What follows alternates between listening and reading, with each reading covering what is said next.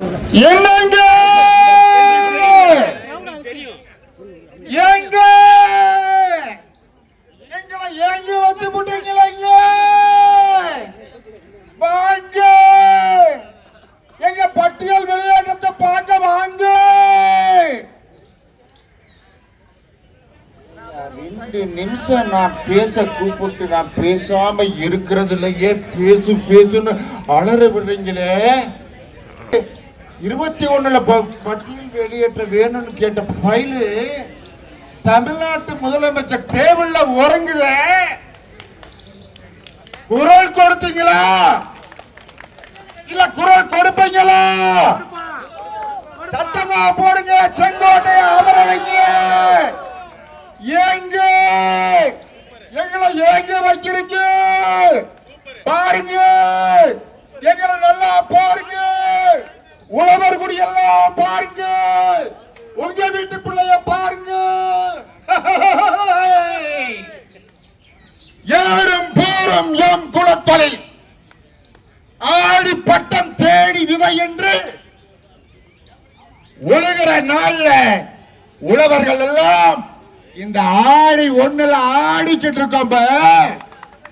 யாருக்காக என்பதை நீங்கள் உணர்ந்தீங்கன்னா எங்களுக்கு எந்த சலுகையும் வேண்டாம் ஐயா.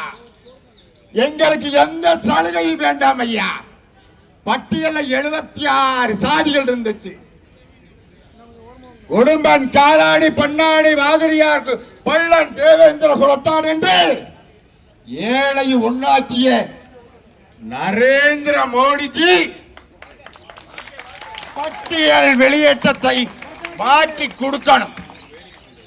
தேவேந்திர குல வேளாளர்களுடைய ஓட்டுக்கள் பாஜகவுக்கு வேணும் என்று சொன்னால் நீங்கள் நிச்சயமாக கடந்த 21ல் நடந்த தேர்தலிலே 4 தொகுதிகள் வெற்றி பெற்றீங்க. ஆனால் 20 தொகுதிகள் வாங்கி ஒரு தொகுதி கூட தேவேந்திரன் கொடுக்கல. அரசியல் ஆனால் அதை செய்திருந்தீர்கள் என்றால் இன்று நிச்சயமாக நம்மளுக்கு ஒரு விடிவு வந்திருக்கும். நான் அரசியல் பேச வரவில்லை. நான் எந்த அரசியல் கட்சியும் இல்லை. என் சமுதாயத்தினுடைய உறவு மல்லர் குலத்தினுடைய விடிவெளி, மல்லருக்காக போராடுகின்ற மல்லர் சேனையினுடைய கடைசி தொண்டை நான் கேட்கின்றேன். இங்கே உட்கார்ந்து இருக்கின்றவர்கள் தலைவர்கள் மட்டுமல்ல, அத்தனை பேரும் இந்நாட்டு மன்னர்கள்.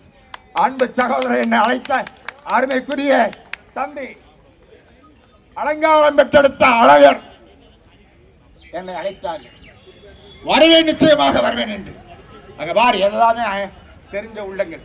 தமிழ்நாட்டிலிருந்து அத்தனை பேர் வந்திருக்கிறீங்க என்று சொன்னால் தமிழ்நாட்டில் இருக்கின்றவர்களுக்கு மட்டுமல்ல, அன்பு தோழர் சொன்னார், நாங்க என்ன டெல்லியில இருந்து பட்டியலிருந்து இல்லாம எங்களுக்கு சாதி சான்றிதழ் இல்லாம இருக்கிறோம் என்று இயக்கத்தை போக்குவதற்காக வந்த இந்த மல்லர் குலத்தினுடைய மாணிக்கம் மல்லத்திகளுடைய வாக்கு பொன்னாகும்.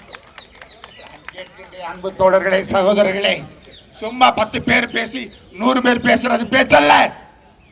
10 நிமிஷம் எனக்கு கிடைச்சா கூட நான் 10 வைக்கின்ற நெருப்பாக இருக்க வேண்டும் என்று நான் நினைப்பேன்.